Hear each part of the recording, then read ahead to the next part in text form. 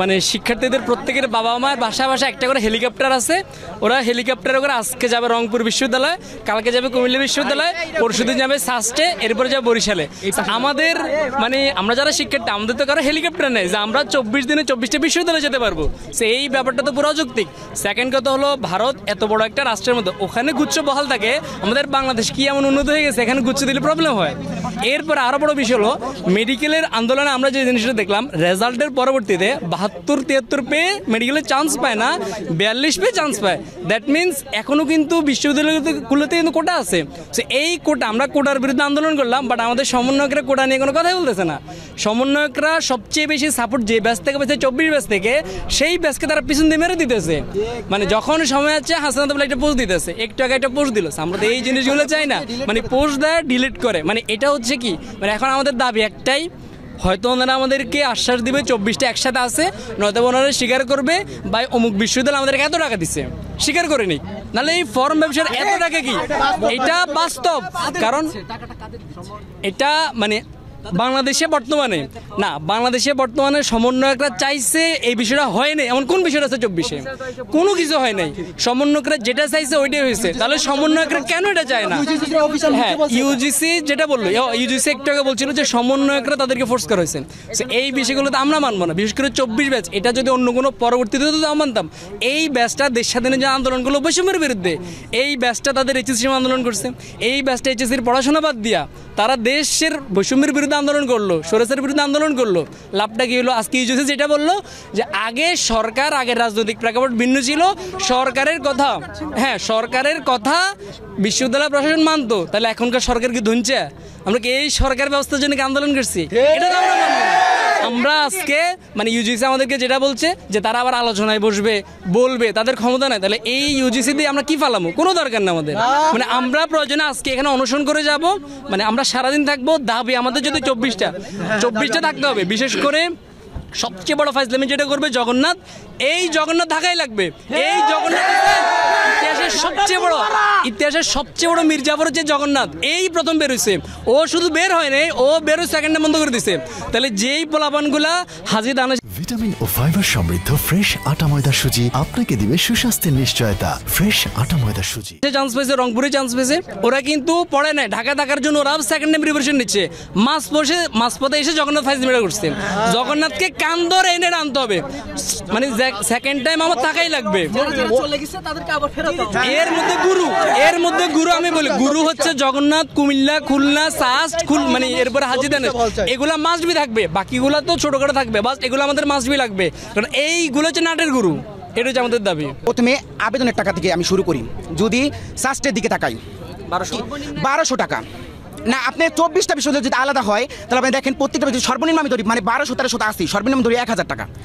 অনুপাতে আমি 1000 টাকা যদি ধরি তাহলে 24,000 টাকা। যাতায়াতে 24টা বিশ্ববিদ্যালয়, টেকনাফ থেকে তেতুলিয়া, আপনার আবার বিভাগ পরিবর্তন বিভাগ আছে আলাদা আলাদা সব। আর এখন যদি আমি 24টা বিশ্ববিদ্যালয় একত্রিত থাকে, 3টা ইউনিটে পরীক্ষা দিয়ে আমি আমার পছন্দের বিশ্ববিদ্যালয় পাবো।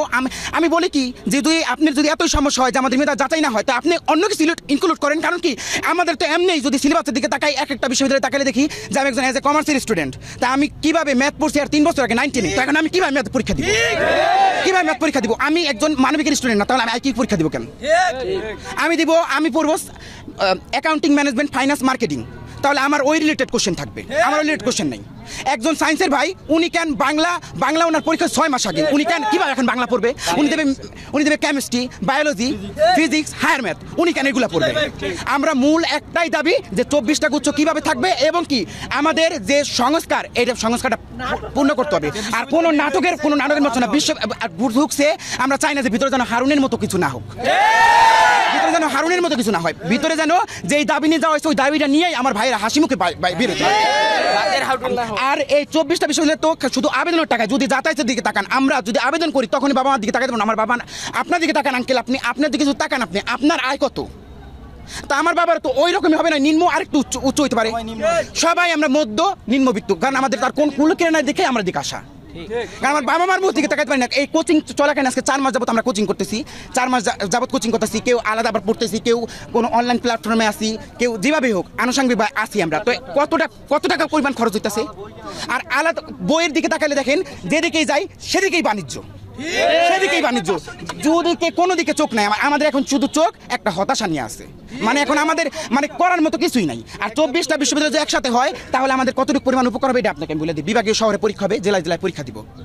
যেই ভাইয়ের মানে আমার হয়রানি হইতেছে না ভাইদের, আর মায়ের হাতের ভাত খেয়ে দোয়া নিয়ে আমরা পরীক্ষার হলে যেতে পারি, তাই না? আর তারপরে কি যে আমাদের বিশ্ববিদ্যালয় যদি আমাদের মেধা তালিকা অনুযায়ী আমরা মেরিট পজিশন আসবে, আমরা যেই বিশ্ববিদ্যালয়ে যে আমরা ভাইরা পরীক্ষা আমরা চান্স পাবো, ওই বিশ্ববিদ্যালয়ে আমরা ভালো একটি সাবজেক্ট নিয়ে পড়তে পারবো। অন্তত আমাদের প্রাইভেটের মতো দিকে তাকাইতে হবে না, আমরা যেন হতাশা মুক্ত হই।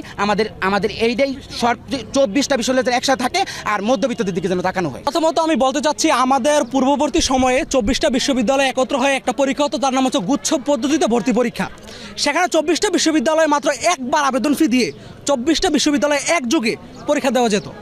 এখন সামান্য কিছু টাকার লোভে শিক্ষকরা, যারা জাতির মেরুদণ্ড, তারা সামান্য কিছু টাকার লোভে ফর্ম ব্যবসার জন্য তারা নিজস্ব পদ্ধতিতে পরীক্ষা নিতে চাচ্ছে, যা জগন্নাথের মাধ্যমে সূত্রপাত হয়ে শুরু করে শাহজালাল বিজ্ঞান প্রযুক্তি, খুলনা এবং কুমিল্লা, বরিশাল সহ সারা বাংলাদেশের সকল গুচ্ছ পদ্ধতিতে যারা ছিল তারা সবাই বের হয়ে যাচ্ছে। এতে করে আপনি যদি 1000 টাকা ধরে 1000 টাকা রেটে আপনি যদি গুচ্ছর আমরা যদি ফর্মটা নিই, তাহলে 24টা বিশ্ববিদ্যালয়ে 24,000 টাকা শুধুমাত্র আবেদনের ক্ষেত্রে। তারপরেও ওইদিকে আবার ইউনিট কিছু কিছু বিশ্ববিদ্যালয় তো আছে, তারা আবার বিজ্ঞানকে দুভাবে বিভক্ত করেছে, একটা হচ্ছে ইঞ্জিনিয়ারিং, একটা হচ্ছে সায়েন্স ফ্যাকাল্টি। কেন? তাহলে যদি আপনি দেখেন 24টা বিশ্ববিদ্যালয়ে আবেদন করতে আমাদের 24,000-এর তো অধিক টাকা খরচ হচ্ছে শুধু আবেদন, তারপর তো যাতায়াত রয়েছেই। একটা বিশ্ববিদ্যালয়ে ভর্তি পরীক্ষা কি সে কি পরীক্ষাই দিবে, না বাংলাদেশ ভ্রমণ করবে টেকনাফ থেকে তেতুলিয়া পর্যন্ত? তারপর আবার একই দিনে কুমিল্লা বিশ্ববিদ্যালয়, একই দিনে চট্টগ্রাম বিশ্ববিদ্যালয়, একই দিনে শাহজালাল বিজ্ঞান প্রযুক্তি বিশ্ববিদ্যালয়। কেন? একই দিনে যদি 3টা বিশ্ববিদ্যালয়ে ভর্তি পরীক্ষা হয়, সকাল 10টায়, দুপুর 12টায়, বিকেল 3টায়, কেন ছাত্রদের এই বৈষম্যহীন বাংলাদেশে কেন এই বৈষম্য ছাত্রদের উপর তাদের চালিয়ে দিচ্ছে? আমরা 24টা বিশ্ববিদ্যালয় একসাথে চাই, 24টা বিশ্ববিদ্যালয়ে একবার আবেদন করে আমরা একবার পরীক্ষা দিতে চাই। তারপর যদি আপনার যাতায়াতের কথা হিসাব করেন, টেকনাফ থেকে তেতুলিয়া পর্যন্ত, দিনাজপুরে হানিদানেশ, খুলনা বিশ্ববিদ্যালয়, নোয়াখালী বিশ্ববিদ্যালয়, বরিশাল বিশ্ববিদ্যালয়, সিলেট শাহজালাল বিজ্ঞান প্রযুক্তি সাস্ট, এখানে আমাদের যাতায়াত করতে কত খরচ? তারপর আমাদের যাতায়াতের নিরাপত্তা কে দিবে? আমাদের কোমলমতি বোনদের, কোমলমতি শিক্ষার্থীদের নিরাপত্তা কে দিবে? আমাদের নিজেদের নিরাপত্তা কে দিবে? এই জন্য আমরা চাচ্ছি 24টা বিশ্ববিদ্যালয় একসাথে থেকে আমাদের ভর্তি পরীক্ষা অনুষ্ঠিত হবে, এবং নিম্ন মধ্যবিত্তদের তাদের বাবা মায়ের উপর এই চাপ, বাবা মায়ের এই কষ্ট যেন লাঘব হয়। যা পূর্বেও ছিল, এখন এই বৈষম্যহীন বাংলাদেশে আমরা আর বৈষম্য চাই না। আমরা চাই 24টা বিশ্ববিদ্যালয় একসাথে থাকবে, এবং এর মাধ্যমে আমাদের এই যৌক্তিক দাবি, যেহেতু এটা যৌক্তিক দাবি শিক্ষার্থীদের, এই যৌক্তিক দাবি আমরা পূরণ করে ছাড়বো ইনশাল্লাহ।